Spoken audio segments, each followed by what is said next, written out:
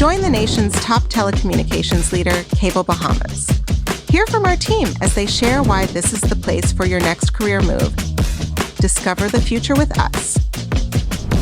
Hi, I'm Coral Pinder, and today we're here with Mr. Victor Marcial, who is the Group Chief Financial Officer here at the Cable Bahamas Group. How are you doing today? I'm good, Coral. How are you? That's good. I'm good. I'm doing good. All right, so let's get into the question. So my first question for you is, what was the career path that led you to the Cable Bahamas Group? Yeah, sure. Originally from Trinidad and Tobago, so I did my university degree in Trinidad, and my first job straight out of university was with PricewaterhouseCoopers. So very exciting job for a finance person, and they have a global network all over the world, including the Bahamas, right? So every year they have opportunities for what they call secondment. So staff, get the opportunity to go and work in different islands and markets. So I took that opportunity after my third year, and that was back in 2011. So that was my first experience living in the Bahamas. I was here for about 3 years, then I left, and I got a job with Digicel Group, right, which is a big telecom group in the Caribbean. So I spent about 6 years with Digicel in different markets, and I moved up to regional CFO in charge of about 5 islands, which was Cayman, Turks and Caicos, British Virgin Islands, Dominica, and Bermuda, right? And then I believe, Cable Bahamas had a need for group CFO. My name was out there in the Digicel Group. And from my experience with the Bahamas, I always loved Bahamas, never wanted to leave, have some really good friends here. So when the opportunity came up, I was out of there. Yes, this is for me. I was like, this is destiny. So I was like, you know what, I'm happy to come back. And I took the opportunity, and that was back in 2001. I've been here since. In 2021. Yeah, 2021, about June 2021. I've been here for 3 years now, and hopefully I'll be here for... This is life. You want to stay. Correct. They want to stay. Okay. So would you say that you really do enjoy, you hear finance and you're like, do you really enjoy the work that you do here? I do. What makes it enjoyable? I really enjoy my job. Part of what makes it enjoyable is also part of the challenge. There's always something new coming up, always something different, always a new problem to solve, right? I can't be bored. I can't be routine doing the same thing over and over every day, right? Actually, when I was leaving Digicel, I thought Digicel is a really big group, right? So it's fairly complex. I thought, okay, this is just one company in the Bahamas. It can't be that difficult, right? Yeah, you used to be managing 5 different countries. No, yeah, Cable Bahamas has a lot going on. It's a lot deeper and a lot more complex than you would think. And it was a blessing because that's what really drives me, right? Having all these different markets to deal with, everybody have their own different unique needs, and dealing with a lot of complex transactions. It keeps your mind busy, and it keeps you, wanting to wake up and come to work every day. So I think that's the biggest part for me, just always having something new and challenging to do, but it's also challenging. So you would say there's not a typical day? No. Every day is different? Every day is something different. Every day is something different. So when you think about your time here, can you share 3 positive things that happen or that you notice or that you experience within your role? 3 positive things. Let me see. 3 positive things, I guess, about working Cable Bahamas. Well, one of the reasons I never wanted to leave Bahamas in the first place was the genuineness of the people that I found in Bahamas, right? I've lived in other countries, or islands, let me say, in the Caribbean, and I don't know, something about the people in Bahamas. Just, we're great. Yeah, just make you feel like you belong, just feel comfortable with them. They feel genuine. And I got some really good friends here. Some of my best friends are here. And I find that within the wider Cable Bahamas base, we have about 800 people working for us. A lot of genuine, caring people, right? And just being able to be around those kind of people on a daily basis, interact with them, is one of the positive things that I really like about Cable Bahamas. Outside of that, the industry itself is something that I think is very positive. The impact that telecoms has on everybody's life. Yeah, we all use it. Right. For very critical, integral life things, right? It's not like just, buying and selling some product or whatever the case is. It is connecting your entire life. And just knowing that that's what I am part of, it gives you meaning. It gives you, you're doing something important. The bigger picture. Yeah, correct. So I really like that aspect of what we put out, how we keep things going on a daily basis, and how people come together to just fix the problems. Everybody is just, they want to give the customers as everything. I mean, you can't, right? There's always that tension. You have a lot of different stakeholders, but everybody is just so willing to help. And you just see all of that on a consistent basis, that they always just try to come together. How do we fix this problem? How do we solve this problem? And it just, you see that creativity coming up every time. And it's just a all-around good place to be. I like it. I like it. So, there's the genuine people, customer focused. So, but we know that when you work, there are challenges. Right. So what are some things that you would say are some challenges that you've experienced, whether that's challenges for you as you grow as a leader and, in your role, or just challenges in general that you've experienced? Yeah. So as I said, one of the major challenges is the various stakeholders that you try to please, right? We have a saying in Trinidad, it's not roti. You can't make everybody happy. Like everybody likes roti, Everybody right? likes roti. But you can't make everybody happy. So you have your customers, you have the government, you have the shareholders, you have the family island population, and everybody wants everything everywhere all at once, right? And you just can't please everybody. So it's always challenging trying to figure out how best to maximize those resources in the best places, but considering all the different stakeholder needs, right? So that becomes very challenging, and sometimes you have to make some difficult decisions. Some people are not going to be pleased, but again, that's a big part of it. As I mentioned before, the rewarding part of it is also the challenging part of it. Every time you say, okay, I need a breather, I need a break. Once we get this one big thing done, I can rest. we could be straight. And then before you even get that done, is some next crisis, some next big project that we have to get into. So sometimes it's almost too much happening at the same time, and it's difficult to keep up with all of it. So those are some like two of the main challenges that I really see. And then I think as I was mentioning to you earlier, coming from the digital group, that group perspective results in a lot of the decisions being made elsewhere, and you just really implementing. Working in Cable Bahamas, everything is right here. It's all in Bahamas, 100% owned, not part of any multinational group. So everything happens here. The role that I had in Digicel is different from the role I have to have here. I have a team of about 70 people.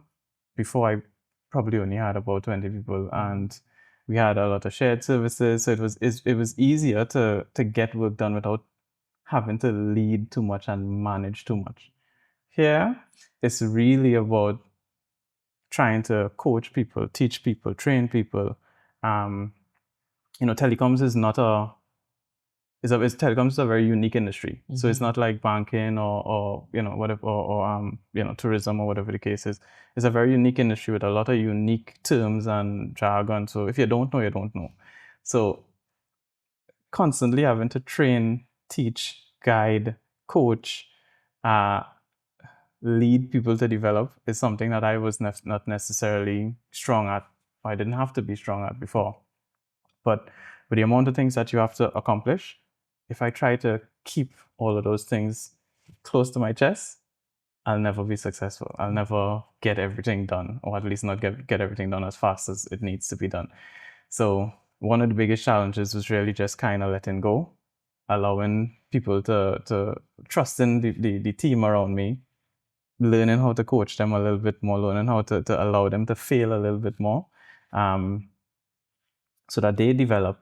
And then I also get the ability to manage my time a little bit better, because then you could end up kind of caving in with the amount of things happening around you. Yes, I love that answer, because it shows that you, even as a leader, you're growing. Yeah. You're growing as a leader. It also shows accountability, because there's so many times that people work in an environment where they feel that the leader is not taking in consideration their growth Yeah. or their role. It's just, they're just telling them this is what you do and this is how it goes. But for you to be self-aware enough to realize, I'm going to lead to burnout. They're not going to grow the way they need to grow. The Yeah. department is not going to move ahead the way it needs to. So I kind of need to evaluate what needs to change in me. Yeah. And so that whole transformational leadership that you have worked on with you is going to affect the company in the long run. So I think that's just so great to realize that it's a challenge, Yeah. but how can I remain accountable and do something about it? Yeah, I always tell them, I say, listen, I might be the CFO, but I don't know everything.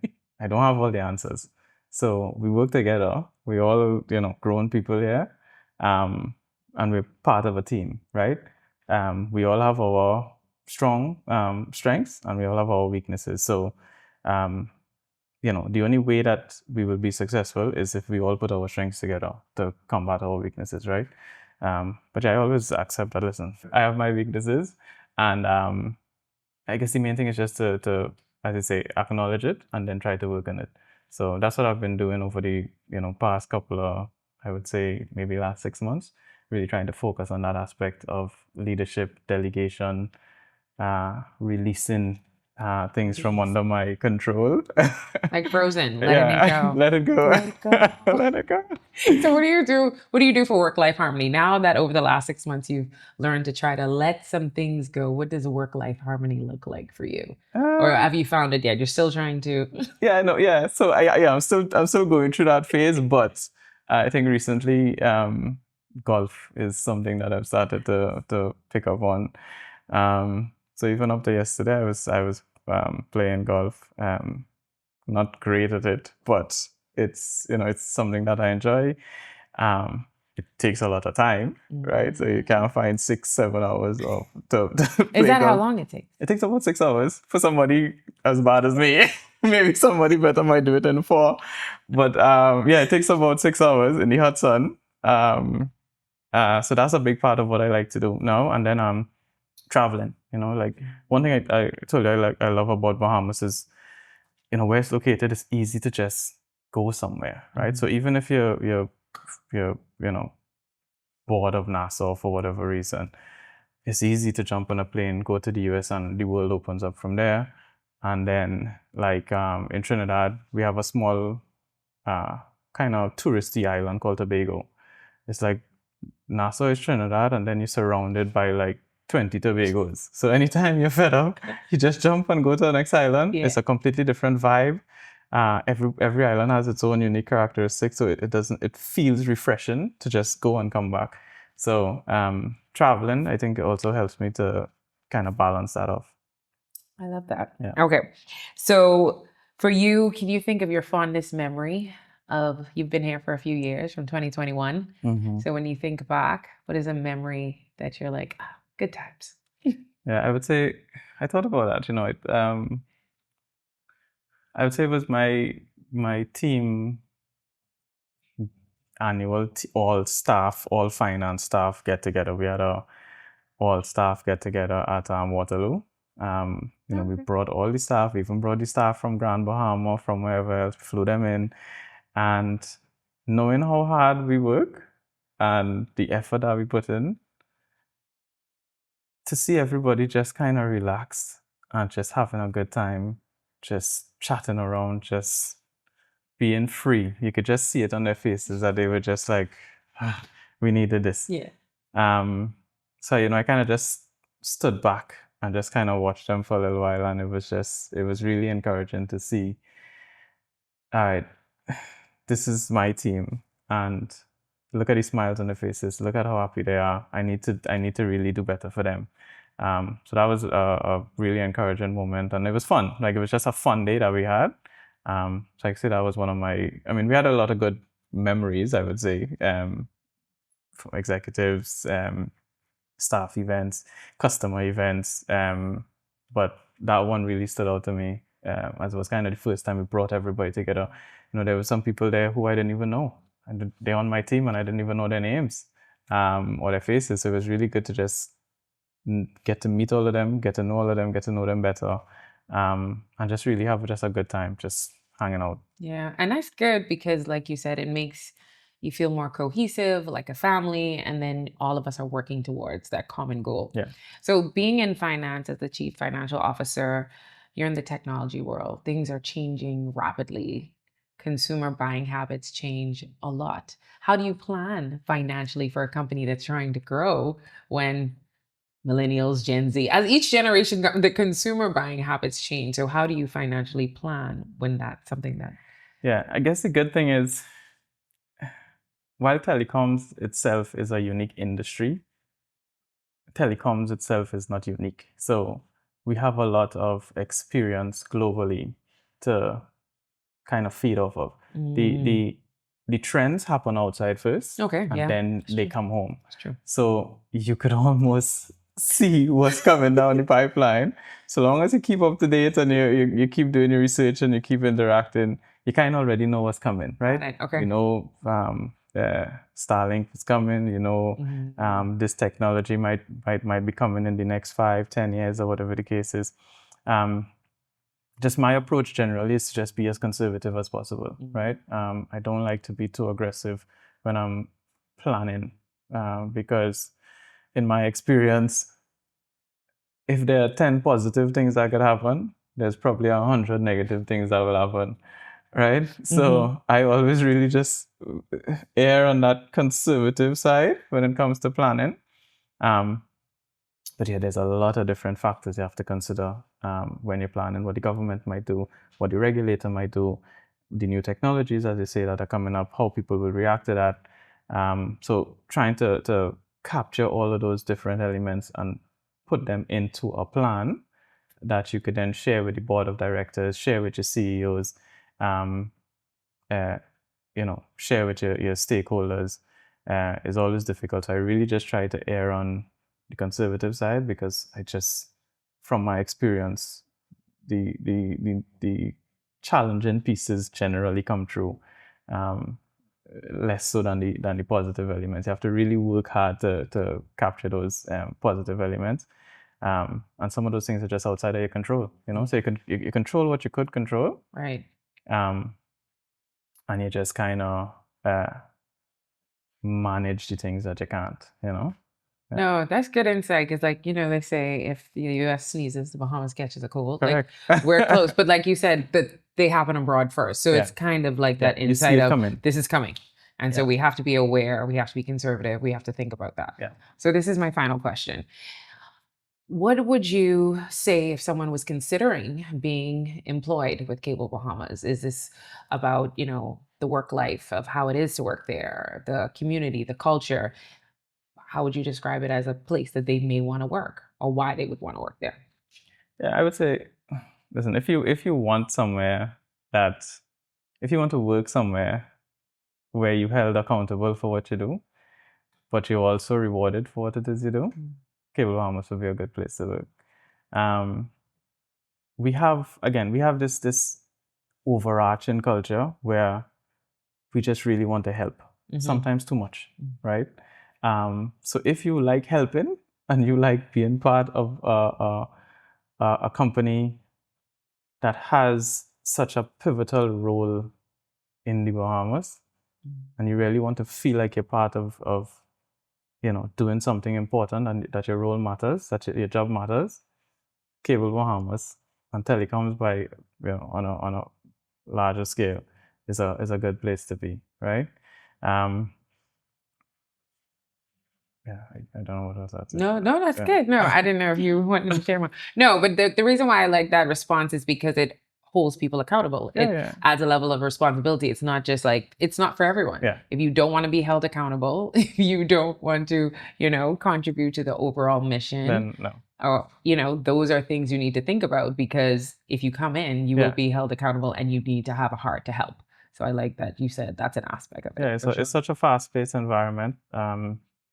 You need everybody, all hands on deck, to achieve what it is we achieve. It's not an easy task at all. So long as you want to be part of that, and you learn a lot. You learn so much because of the amount of things that we get involved in, right? We get involved in a lot of social stuff. We get involved in the technology aspect.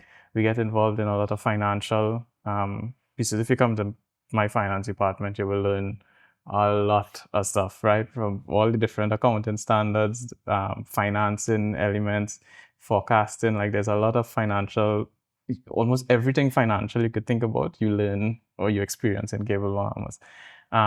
But it's just such a wide-ranging scope of activities and tasks that we do that you will learn so much if you come to Cable Bahamas. But you have to have that mind of wanting to learn, doing your own self-development, and wanting to contribute to a team, and then you will succeed, you will thrive there. But if you just want to kind of float, do your own float thing, around, it's not your thing. This no. is not for the floaters. No, please. Love it. So I have one more question for you. Would you recommend Cable Bahamas as an employer? And I want to know why or why not. Because, sometimes people look from the outside, but when you're in it, the culture, the environment, what it provides, what would you say to someone who may be interested in working for the Cable Bahamas group? Yeah, I mean, I would recommend Cable Bahamas definitely as a place to work. I think it's a place where there's so much opportunity to learn, right? We get involved in a lot of different things. We get involved in, social elements, cultural elements, political elements, of course, the technology, the financial elements. There's a lot of different aspects that you could learn in Cable Bahamas. So if you have this mindset where you want to learn and you want to contribute to a team, then you will thrive at Cable Bahamas. But it's somewhere that you also are held accountable. So if you're not contributing, you will be held accountable.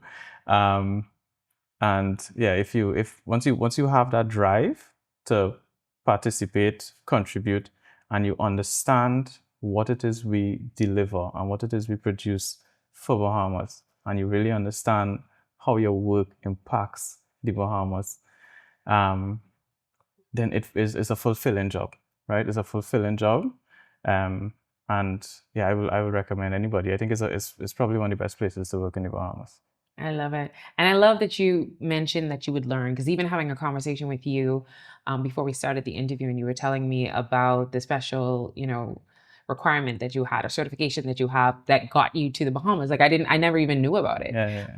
And so it's like full circle. So just share a little bit about what that was, because I feel like it brings a full circle of that's what got you to the Bahamas, and then put you on the radar for coming back. Now you're living the dream. Yeah.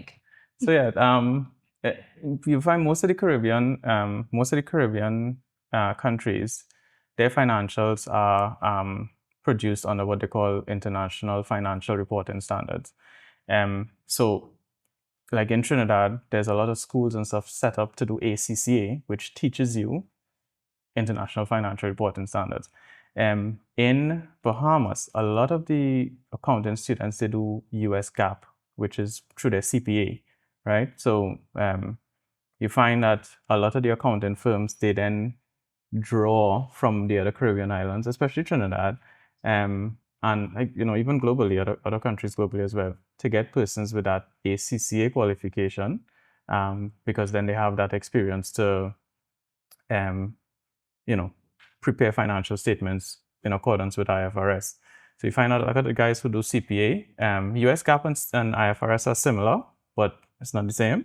So you find a lot of guys who do CPA, they still come back and end up doing financials under IFRS. But the ACCA piece really, gave me that qualification to then catapult my career across the region.